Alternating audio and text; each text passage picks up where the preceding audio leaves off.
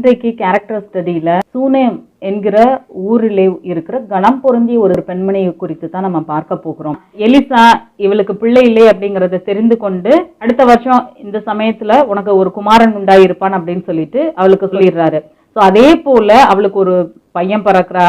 ஆனா பையன் கொஞ்ச காலம் வளர்ந்து திடீர்னு ஒரு நாள் வியாதியின் காரணமாக அவன் இறந்து போயிடுறான். நம்ம மாதிரி ஆட்களா இருந்தா என்ன செய்வோம் அப்படின்னு சொன்னா, நமக்கு இருக்கிற விசுவாசம் அவ்வளவுதான். ஓகே, கடவுள் கொடுத்தாரு, கடவுள் எடுத்துட்டாரு, அவ்வளவுதான், நம்ம இன்னும் ஒண்ணும் செய்ய முடியாது அப்படின்னு சொல்லிட்டு சோர்ந்து போய் உட்கார்ந்துருவோம். ஆனா இந்த அம்மா அதை விடவே கிடையாது. தேவன் கொடுத்தாரு, தேவன் என் பிள்ளையை திரும்பவும் உயிர்ப்பிக்க வல்லவர் அப்படின்னு சொல்லிட்டு இவங்க என்ன பண்றாங்க, இறந்து போன பிள்ளையை எலிசா தங்கி இருந்த அந்த ரூம்ல விட்டுட்டு அவசரமாக அவங்க ஒரு கழுதையின் மேல சேனை வச்சு எலிசாவை போய் சந்திக்க போகிறாங்க. சோ அந்த நேரத்துல கூட பல தடங்கல்களை இவர்கள் தாண்ட வேண்டி இருக்கிறது. முதலாவதாக எனக்கு ஒரு வேலைக்காரனும் இந்த மாதிரி கழுதையும் வேணும், நான் எலிசாவை சந்திக்க போகணும் அப்படின்னு சொல்லிட்டு இந்த அம்மா அவங்க வீட்டுக்காரத்தை கேட்டு விடுறாங்க. அப்ப வயல்ல இருந்து அவர் சொல்றாரு, இன்னைக்கு விசேஷித்த தினம் எதுவும் இல்லையே, எதுக்காக நீ போய் அவரை போய் பார்க்கணும் அப்படின்னு சொல்லிட்டு அவர் கேட்டு விடுறாரு. இருந்தாலும் நான் கண்டிப்பா போய் பார்க்கணும் அப்படின்னு சொல்லிட்டு திரும்ப அந்த அம்மா சொல்லி அனுப்பிச்சு தனக்கு வேண்டியதை அவர்கள் வாங்கிட்டு உடனே போகிறாங்க. அப்போ காலதாமதம் ஆகிறதை கூட இவர்கள் பொருட்படுத்தவில்லை. எப்படி ஆனாலும் சரி, நான் கண்டிப்பாக என்னுடைய பிள்ளையை உயிரோட தான் கொண்டு வருவேன் அப்படின்னு சொல்லிட்டு போறாங்க. போகும் பொழுது தூரத்திலே இவள் வருகிறதை பார்த்துட்டு கேயாசின் மூலமாக எலிசா விசாரிக்கிறார், எல்லாரும் சுகமா தானே, நல்லா தானே இருக்கீங்க அப்படின்னு சொல்லிட்டு. அப்ப கூட அவிசுவாசமாக ஒரு வார்த்தையும் இவங்க சொல்லவே இல்லை, ஆமா எல்லாரும் சுகமா இருக்கிறோம் அப்படின்னு சொல்லிட்டு. அடுத்ததாக பக்கத்துல போனதுக்கு அப்புறம் தான் எலிசாவிற்கு வெளிப்படுத்தப்படுகிறது, இந்த மாதிரி இவனுடைய குமாரன் இறந்து போயிருக்கிறான் அப்படின்னு சொல்லிட்டு. அப்ப அவர் சொல்றாரு, கேயாசி அனுப்பிச்சு அந்த பிள்ளை மேல என் தடியை வையே, அவன் உயிர் பெற்றுருவான் அப்படின்னு சொல்லிட்டு. அதே மாதிரி கேஆர்சி பிள்ளையை உயிர்ப்பிக்கணும்னு சொல்லிட்டு முன்னாடி போயிடுறாரு. ஆனா இந்த அம்மா என்ன பண்றாங்க, கேஆர்சி நம்பவே இல்லை. நீர் வரணும், நீர் என் பிள்ளையை எப்படியாவது உயிர்ப்பிச்சு தரணும் அப்படின்னு சொல்லிட்டு அவங்க பிடிவாதமாக அங்க நிக்கிறாங்க. அப்போ எலிசா எழுந்து அவளோட கூட போய் அந்த பிள்ளையை, அதற்கு முன்பாக போன கேஆர்சி ஒன்றும் செய்ய முடியல, பாதி வழியிலே அந்த பிள்ளையை எழுப்ப முடியலன்னு சொல்லிடுறாரு.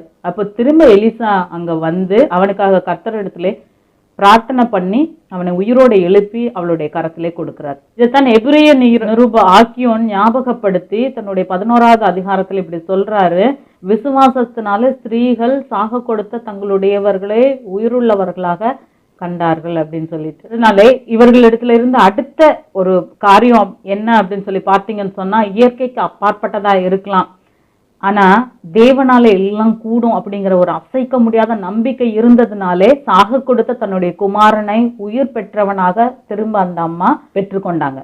அடுத்ததாக இவர்களிடத்துல இருந்த ஒரு சிறந்த குணம், இவர்கள் தேவனை மட்டுமே சார்ந்து இருந்தார்கள்.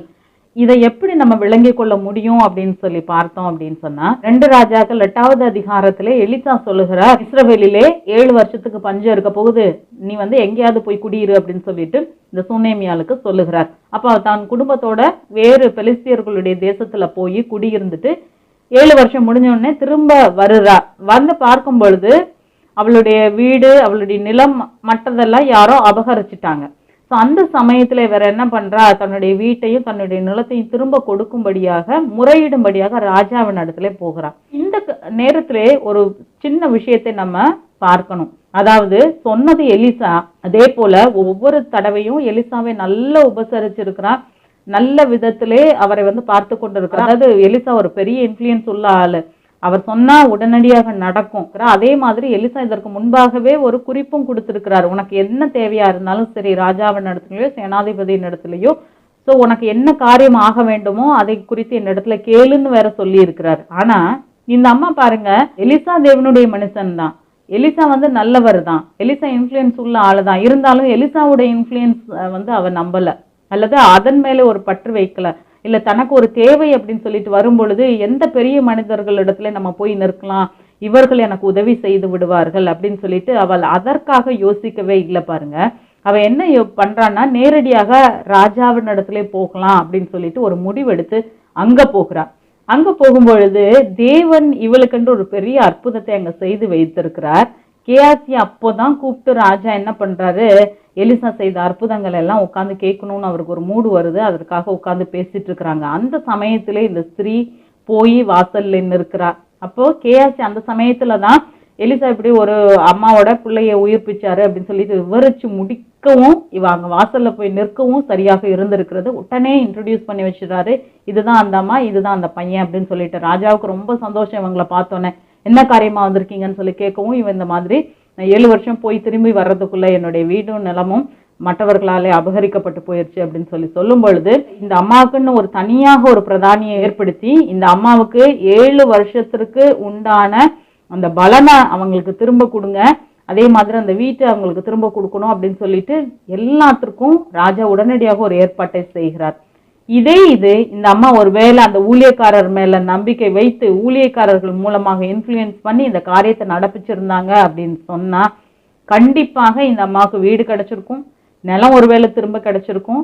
ஆனா 7 வருடத்தின் பலன் இவர்களுக்கு கண்டிப்பாக கிடைத்திருக்க வாய்ப்பு இல்லை. ஆனா எப்பொழுது ஊழியக்காரர்கள் மீது இவர்கள் நம்பிக்கை வைக்காம ஊழியக்காரர்களை சார்ந்து கொள்ளாம தானே நேரடியாக போய் தேவனின் பேரில் உள்ள விசுவாசத்தினாலே காரியத்தை செயல்படுத்தினார்களோ அந்த நேரத்திலே தேவன் இறங்கி இவர்களுக்கு 7 எத்தனையாக பலனை திரும்ப கொடுத்தார். இது போலத்தான் நாமளும் நம்மளுடைய வாழ்க்கையிலே தேவனை ஊழியக்காரர்கள் மூலம் அறிந்து கொள்கிறோம் என்பது உண்மைதான்.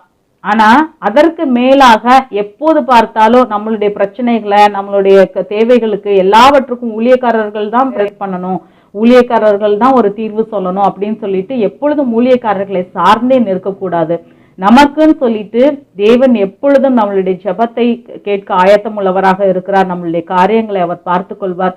ஒரு தகப்பனை போல அவர் இருக்கும் பொழுது நம்மளுடைய காரியங்களை குறித்து நம்மளுடைய தேவைகளை குறித்து நம்ம மற்றவர்களிடத்தில் முறையிடுவதை விட மற்றவர்களிடத்திலே அவர்களுடைய பிரார்த்தனைகளுக்காக அவர்களுடைய தீர்வுகளுக்காக நம்ம காத்திருப்பதை விட அல்லது அவர்கள் நம்மளை ஆறுதல் படுத்துவாங்க, இவர்கள் நம்மளுக்கு உதவி செஞ்சிடுவாங்க அப்படின்னு சொல்லிட்டு அவர்களை எதிர்பார்த்து நிற்பதை காட்டிலும் தேவனை சார்ந்து கொண்டோம் அப்படின்னு சொன்னா அதற்கு 100 பலனை தேவன் நமக்கு கட்டளையிடுவார். அதனால இன்றைக்கு இந்த சூனேமியாளுடைய வாழ்க்கையிலிருந்து கற்றுக்கொண்டதை போல என்ன காரியம் ஆனாலும் சரி தேவனிடத்திலே அன்புள்ளவர்களாக இருந்து எந்த பிரதிபலனும் எதிர்பாராமல் தேவனுக்கென்று நம்ம காரியங்களை செஞ்சோம் அப்படின்னு சொன்னா அதற்குரிய பலனை தேவன் நமக்கு கொடுக்காமல் இருக்க மாட்டார். 2வது காரியம், தேவன் கொடுத்த வாழ்க்கையிலே திருப்தி உள்ளவர்களாக இருக்கணும். அவர் கொடுத்த வாழ்க்கையிலே ஒருவேளை குறைவுகள் இருக்கலாம், பிரச்சனைகள் வரலாம், எல்லாவற்றையும் மன திருப்தியோட மன சந்துஷ்டியோட சந்தோஷமாக எதிர்கொள்ள முறுமுறுப்பு இல்லாமல் வாழ நம்ம பழகி கொள்ளணும். 3வதாக காரியம் என்னவாக இருந்தாலும் சரி, பிரச்சனைகள் என்ன வந்தாலும் சரி, நேரடியாக தேவனுடைய தயவையும் கிருபையும் நம்பி காரியத்துல இறங்கணும். இப்படிப்பட்ட காரியங்களை கற்றுக்கொண்டு செயல்படுத்த தேவ ஆவியானவர் நமக்கு உதவி செய்வாராக. கர்த்தர் உங்களை ஆசீர்வதிப்பார்.